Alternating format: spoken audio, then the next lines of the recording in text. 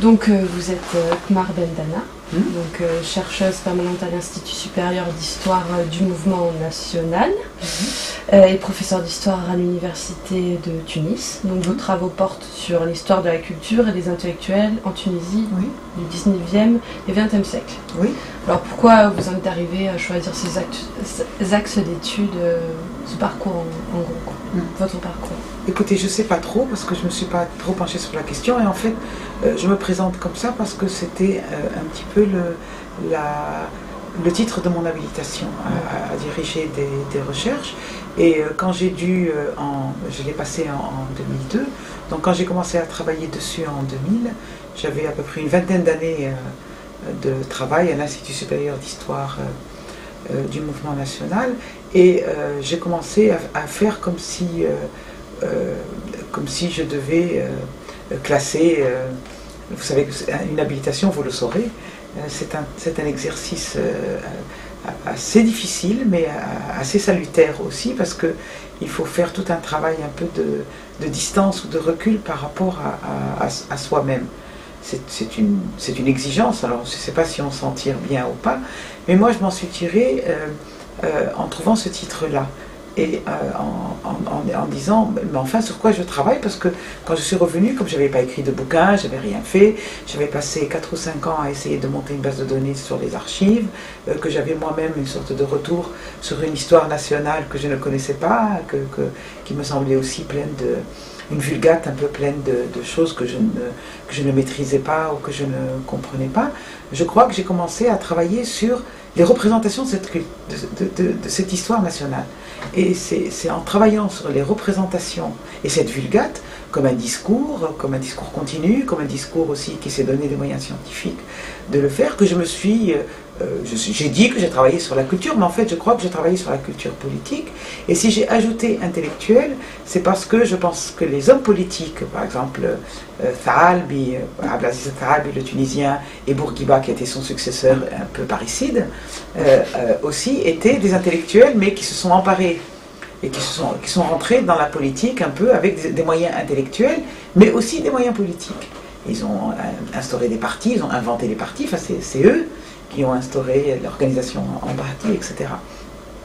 Et donc c'est un titre qui m'est venu parce que j'ai travaillé au second degré, si vous voulez, sur cette histoire politique que je n'arrivais pas à comprendre, que je n'arrivais pas à la retirer comme elle était dite dans les choses que je lisais moi-même. Et en fait, je me suis rendu compte que je travaillais, c'était des choses très éparpillées, et c'est deux amis historiens aussi qui me lisaient, mais qui me disaient, mais non, il y a quand même une certaine unité dans ce que tu fais. Moi, je ne la voyais pas. Et c'est vrai, je travaille par exemple sur la langue, sur le bilinguisme, sur la traduction, sur le rôle des traducteurs, etc. Et au fond, à force un peu de faire cet effort de distanciation avec mon travail, j'ai fini par me rendre compte que je travaillais sur l'expression de ce nationalisme, sur ses formes, les formes qu'il a prises dans la littérature politique, et après dans la littérature historique aussi, qui était très imbriquée. Ça fait à peu près 10 ans ou un peu moins que j'ai passé mon habilitation, et ce travail-là continue dans ma tête, c'est-à-dire que je ne suis pas... je pense que je travaille sur la culture politique, au fond. Si je devais le reformuler aujourd'hui, je crois que je dirais que je travaille sur la culture politique, mais à travers son rapport à l'histoire. Mais c'est encore une fois un positionnement de second degré qui m'a été imposé par l'exercice de l'habilitation. Mais je crois que je le faisais aussi d'une manière intuitive, sans réfléchir dessus. Ce qui fait que cet intitulé maintenant, je le trouve un peu trop long pour ce que je fais, quoi. Voilà. Mais je continue à le prendre par paresse. Enfin, il me sert, quoi. Donc vous parlez de bilinguisme, donc on l'a entendu aujourd'hui. Vous n'avez pas le sentiment qu'écrire en français et en arabe en Tunisie, ça a le même impact sur les lecteurs? Pas du tout. Je crois qu'il y a moi en tout cas je suis très très lucide là-dessus, enfin, qu'il y a effectivement une culture bilingue et une culture aussi... c'est pas... voilà comment je vois les choses. Je crois que le bilinguisme est constitutif de la culture, politiquement active, y compris chez les arabisants. Voilà ce que je pense. Mais je pense aussi qu'il y a un travail idéologique pour l'arabisation volontaire, artificielle, etc. Mais comme il a des retombées sur le plan de l'éducation, c'est une démagogie active et assez efficace. Et donc, à la fois, les agents de cette idéologie sont eux-mêmes bilingues, mais il y a aussi un travail d'idéologie arabisante qui a une certaine efficacité. Et donc, je crois que sur le plan générationnel, nous sommes encore dans une culture bilingue. On ne le dit pas, mais nous sommes encore dans une culture bilingue.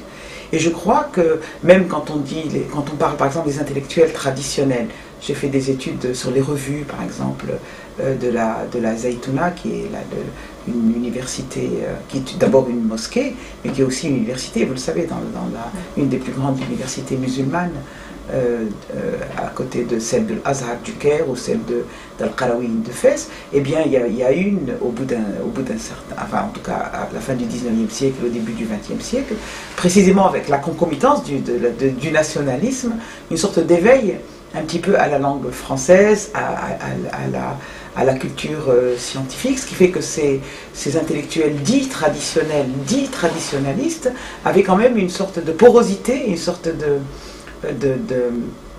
réception quand même à une culture exprimée en français. Alors, ils ne parlaient pas tous français, mais ils étaient réceptifs, et donc ils pouvaient utiliser. Ce qui fait que, il me semble, mais encore une fois, un historien moi-même, je crois que j'étais très sensible à cette idéologie de l'arabe qui me semblait être un petit peu,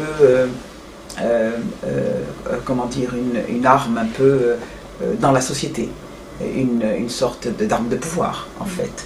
Et donc que des gens eux-mêmes bilingues défendaient l'arabe parce que ça plaisait ou parce que ça avait un rapport avec une identité qui pouvait plaire, une forme de populisme en fait. Voilà. Donc je pense qu'il y a une forme de populisme à revendiquer ça. Je crois qu'il y a une forme aussi de responsabilité politique de le tuer, parce que c'est une ressource. Et donc tout mon travail là-dessus, c'était une sorte de conscience un peu vague de ce travail un peu des intellectuels comme moi, des universitaires, qui quand même utilisent ça entre eux. Il y a le bloc des arabisants et le bloc des francophones. C'est artificiel, mais c'est quand même assez assassin dans une vie scientifique.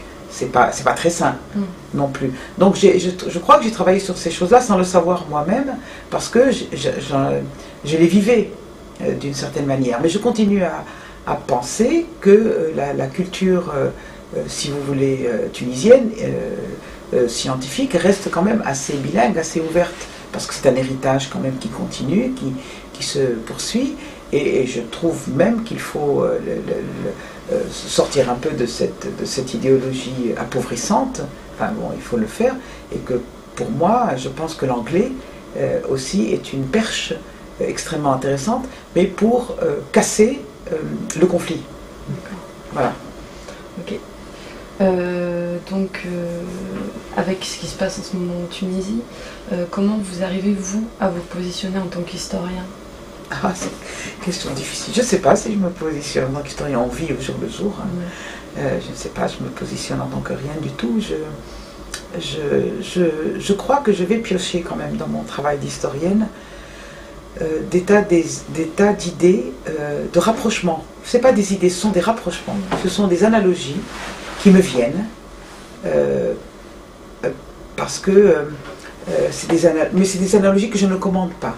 J'ai donné l'exemple une fois dans un article que j'ai écrit sur, par exemple, quand j'ai vu la fraternisation de l'armée. Et moi, j'ai jamais vu la fraternisation de l'armée que dans les livres. J'ai lu parce que j'ai un petit fond de culture historique française, etc. Je l'avais lu dans les livres. Et quand j'ai vu des images de vidéos sur l'armée qui rentrait dans Sfax, avec une sorte de prudence contre les manifestants, pour ne pas donner l'impression aux jeunes, etc. Et puis après, quand j'ai vu des jeunes monter sur les tanks et sur les chars, j'ai dit, j'étais en train de regarder une vidéo, c'est mon mari qui me l'a montré, mais je dis, mais ça c'est ce qu'on appelle la fraternisation avec l'armée. J'ai l'impression, enfin c'est peut-être un peu stupide, vous allez trouver ça un peu stupide, mais que les livres m'apprennent des choses sur la réalité que je vois. Et donc j'ai appris des choses dans les livres, et après je les vois dans la réalité. Et je racontais aussi une autre fois que c'est pas la première fois que ça m'arrive. En ce moment, les choses sont un petit peu difficiles, on est un peu submergé, et on ne sait pas trop, et puis il y a plein de choses qui se croisent un peu. Et une émotion quand même très grande. Hein. Moi, je ne suis pas sûre de la commander moi-même, mais je crois que moi-même, j'étais, par exemple, comme il y avait très peu de livres sur la Tunisie qui parlaient du réel de la Tunisie, par exemple, je trouvais, et je le disais, que Mario Vargas Llosa, la littérature de Mario Vargas Llosa, disait beaucoup de choses sur la Tunisie. Et j'offrais souvent à des amis qui voulaient comprendre la Tunisie, par exemple, La Tante Julia et le Scribouillard, parce que ça parlait du problème de la radio et des rapports des médias avec le réel. Pantaleone et les Visiteuses, je trouvais que c'était un roman superbe, en plus très beau, très rigolo, etc. Et que c'était une métaphore pour parler de Ben Ali, parce que c'était un sergent et que Pantaleone lui-même était un gradé de l'armée. Enfin bon. Donc, je ne sais pas, est-ce que c'est parce que on ne peut jamais comprendre la réalité en soi-même, on a recours aux livres pour la comprendre, donc par la littérature ou par l'histoire, et donc par le fait même que des livres que j'ai lus ou des choses que j'ai appris, j'ai